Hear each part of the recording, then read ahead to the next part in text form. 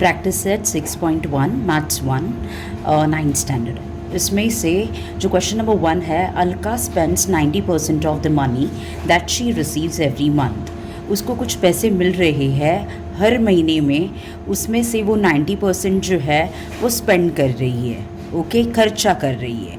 And saves rupees 120। कितना save कर रही है? 120 rupees. How much money does she get monthly? उसको मंथली कितने पैसे मिल रहे हैं वो तो हमें नहीं पता है, तो वो हमें फाइंड आउट करना है।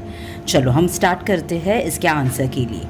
तो जो चीज़ हमें पता ही नहीं रहती है उसे हम मैथ्स में हमेशा एक्स कंसिडर करते हैं। तो ये देखिए, ये अपन लास्ट स्टेटमेंट क्या पूछा है? Monthly, how much monthly does she get monthly, okay, how much money does she get monthly?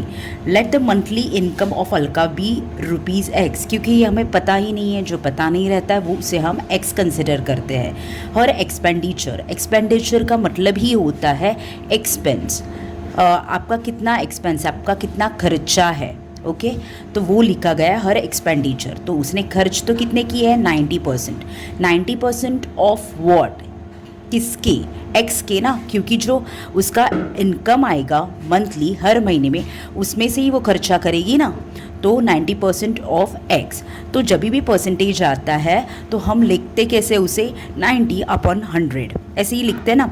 Of मतलब मल्टीप्लाई, ये हम 6th में 5th में सीख चुके हैं। और x आएगा तो यहाँ पे हमारा एक ज़ीरो और एक ज़ीरो कट हो जाएगा, 9/10 आ जाएगा इज इक्वल टू, इसके लिए 9/10 लिखा है और ये जो बचा हुआ है x है वो भी लिख दिया। अब यहाँ पे लिख दिया है कि और सारा जो है आपको मिलेगा डेटा वो क्वेश्चन में से ही मिलेगा। देखो, सेव रुपीज़ 120, हर saving is rupees 120, we know that.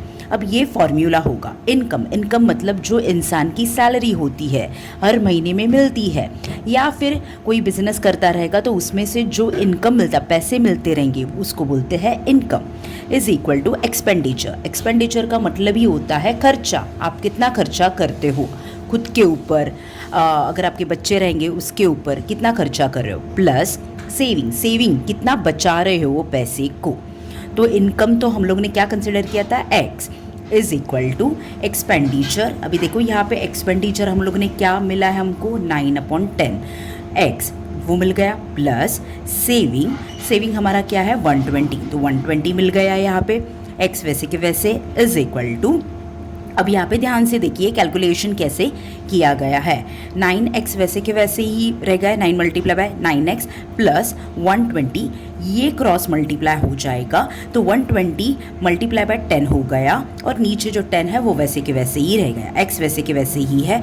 अब ये 10 इधर क्रॉस मल्टीप्लाई हो जाएगा, 10x आ गया is equal to sign as it is 9x as it is plus 120 multiply by 10 मतलब 120 वैसे के वैसे, और ये ज़ीरो ऐड हो जाएगा तो ज़ीरो आ गया। और यहाँ पे 10x है।